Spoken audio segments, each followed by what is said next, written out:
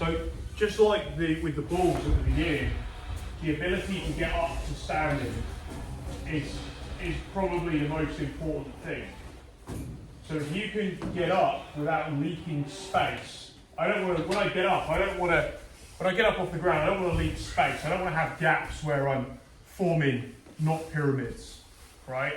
It's always going to be a pyramid, and it's always ideally connected, right? That's just going to help me get up off the ground. But it also causes all kinds of compression and issues. So I'm compressing these things to get up, right? And it's him that actually is feeling all this compression. So when we introduce a partner, we're compressing them all the way through our ability to stand. And that, in my opinion, is really the most important thing with an armbar. Assuming like we've not lost the armbar. So if I don't grip correctly by keeping, when you're doing the armbar, you always need really, to begin with, if you're going with one arm and using a support so you can stand, and you can obviously go into situations where you've got two grips. But the problem with going in two grips is if you're sat on the ground, you've actually got no support going back either. Yeah? So this ability to stand, I think, is the most important. Assuming we've got the arm, we're not losing the arm, because then it's not an arm bar, right? So if I'm with Matt and I'm doing the arm bar, by definition it's an arm bar because I've got control of his elbow, right? You can't have an arm bar without elbow control.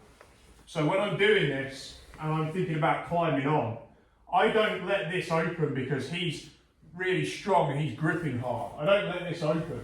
What I do is I close my hip to my hand. I'm not going to fight him with my arm. This is the power of standing. When we get to this position, you can also try just finishing belly down on this. I don't even need to fall off. I've got so much pressure on it. Just keep doing this, yeah? So you don't have to fall off. You can just go to that corner. So that, I think, is the most important thing, is we've got an arm bar. So if I've got an arm bar, I'm struggling to get my hand closed, I'm going to use my other hand to help it. I'll use my whole body. Yeah? So I'm keeping that pyramid.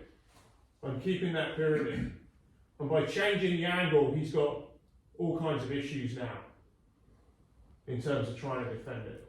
Yeah? So I feel like falling belly down. The more you tighten up, Matt, the more I'm going to whack it on. Yeah. So just so you're aware, because what I'm doing, don't I? So, any questions on this to begin with? Is there anything anyone struggled with? When we went the other way, so not the way you've just been, the other, so the hand to the other pocket, Callum was escaping your head. Show me what you mean. Oh, sorry, so it's when I was going in this direction. Yeah. And I was struggling to keep that. Stop. As I was going to move, I was just kept like escaping. So he's bringing his head. He's bringing his head forwards. Yeah. So what do we do when someone brings their head forward? Well, I'd go to. Right. Yeah. Now pop your head. Right. Now start climbing on his face. Yeah. So switch your legs. Yeah. So now keep going. So you see your arm. Bring use this thumb. Yep. Use this thumb to push your hip. So you have to turn your thumb and use that to push your hip to your hand. Go on. Go on. Yeah. Yeah. So it's compressing between the thumb and the. Yeah. So I'm using that hand. We'll have a go at that. So I feel this isn't on. I turn my thumb as much as I can this way, as close as I can to that hip. And then I'm doing this to him. So my legs are fighting his grip. I'm not really using my arms to fight his grip at all. Anything where they start going into these things where you see these typically judo guys, but some BJJ guys do it as well, and they start going into all kinds of grip theories around their hands. But the fundamental problem you've then got is you've got very little keeping you actually up. the likelihood is you're going to get knocked further down the ability to stand graph. So if I'm here with my hands, it's usually pretty easy for them to knock me to make me do this, And when I'm doing this a lot of the time, they get the choice as well. They get to choose.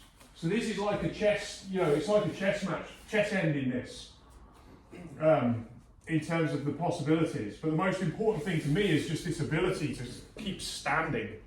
If I stand, I'm standing up on his head.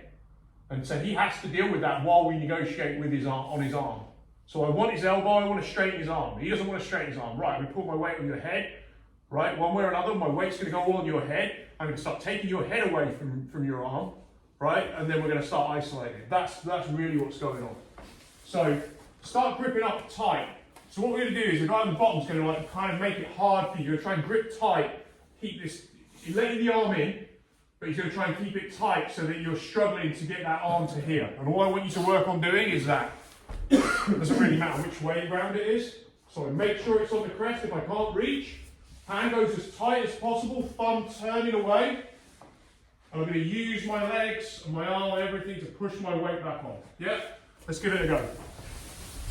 Don't lose the arm.